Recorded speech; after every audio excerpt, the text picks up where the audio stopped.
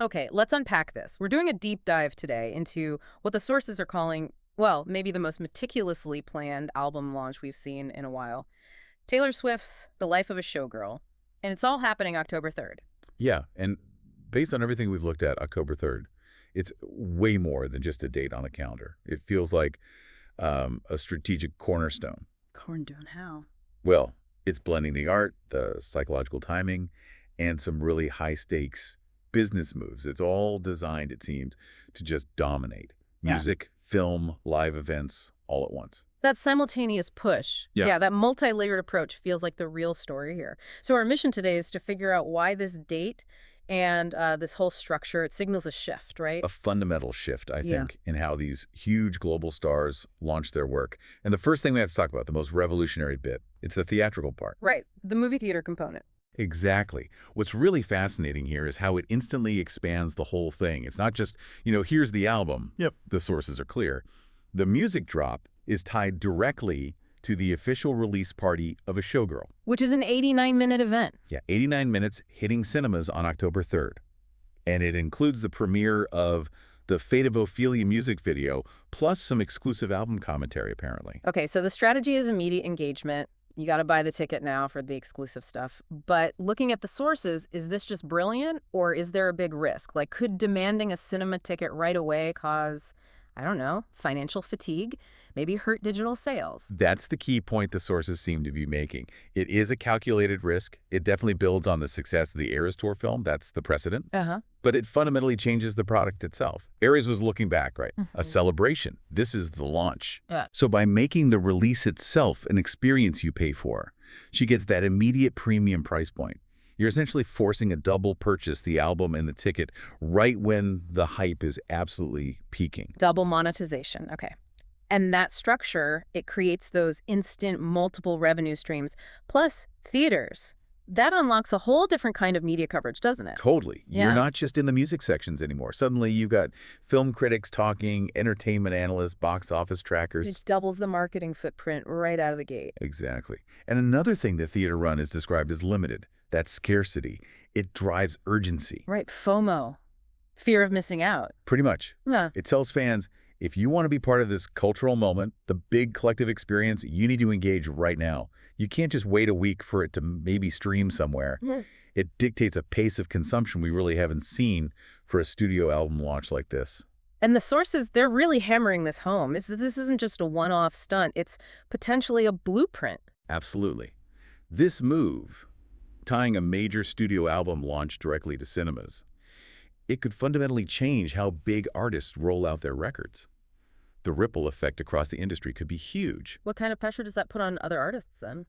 Well, think about it. If you're an artist just relying on streaming numbers or maybe some social media buzz, suddenly that looks a bit, well, behind the curve.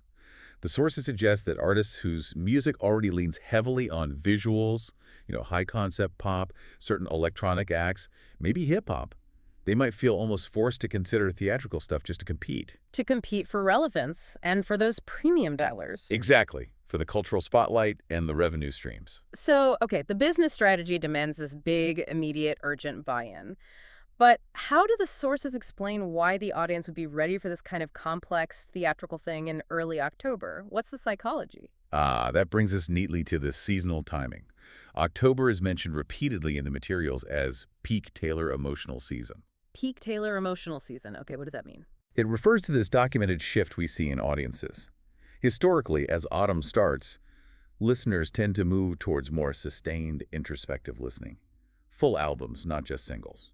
That makes sense. Summer's over, people are settling back into routines. That sort of carefree playlist energy fades a bit. Yeah. We're ready for, depth, narrative, maybe some drama. Which aligns perfectly with the whole showgirl aesthetic and the likely themes. So the mood, even the weather, becomes a strategic advantage. It seems so. Shorter days, cooler weather. The general vibe leans towards more emotional, maybe more dramatic music. She's tapping into those environmental emotional cues that make an audience receptive to committing, 89 minutes in a theater. And October 3rd, critically, it sets up that holiday runway, that 3-month commercial window. Yes, October, November, December. It's perfect timing. How so? Walk me through that. It's about hitting those cultural checkpoints. October lets you do specific, maybe darker high-concept promo leading into Halloween. Right, the aesthetic tie-in. Then, the album is still fresh, so it's a natural topic when families get together for Thanksgiving. And crucially, the physical stuff. The vinyl, collector sets, all the merch, it's positioned perfectly for Christmas gift giving. Let's dig into that merch angle. A Halloween aesthetic for a showgirl album. Yeah. What does that actually look like? The sources suggest it allows for these limited edition drops playing on the drama, the theatricality. Think masked ball vibes, darker colors, maybe more elaborate costume-like pieces. It's a sharp contrast to some of her past eras, like the sort of pastel summer looks. So it creates a limited time reason to buy tied to that specific seasonal mood. Exactly. And that initial push can then be strategically stretched. Think about, say, Valentine's Day themed collector's editions coming out in February 2025. It keeps the momentum going. Okay, let's shift to the competition. Choosing October feels very deliberate in terms of market avoidance. Summer 2024 was apparently packed with releases. Why is October clearer? Well, typically, major releases tend to bunch up early in the year, or they aim for that summer blockbuster window. October often represents a bit of a strategic pause in the calendar. So audiences are maybe mentally refreshed, and the media isn't quite as saturated. That seems to be the thinking. Less noise. It gives Showgirl a chance to really own the conversation for the entire final quarter of the year. But owning the quarter means beating a huge benchmark, right?